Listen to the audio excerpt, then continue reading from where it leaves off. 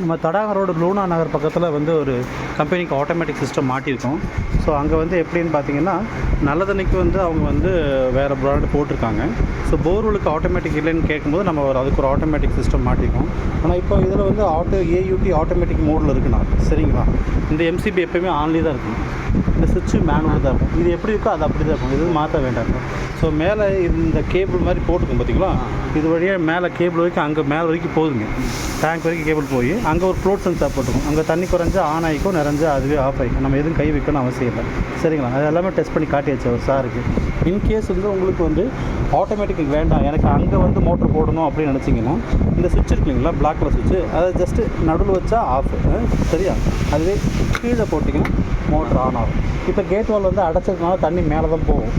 இந்த கண்டிஷனில் வச்சிங்கன்னா ஓவர்ஃப்ளோ ஆகிரும், சரிங்களா?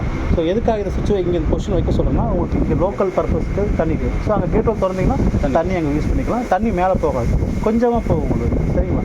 ஒன்ஸ் அங்கே வேலை முடிஞ்சுன்னா அந்த கேட் வால் அடைச்சி விட்டுட்டு இந்த சுவிட்ச் இருக்கு இல்லைங்களா, இதை வந்து இந்த பொசிஷனில் வச்சுருக்கோம்.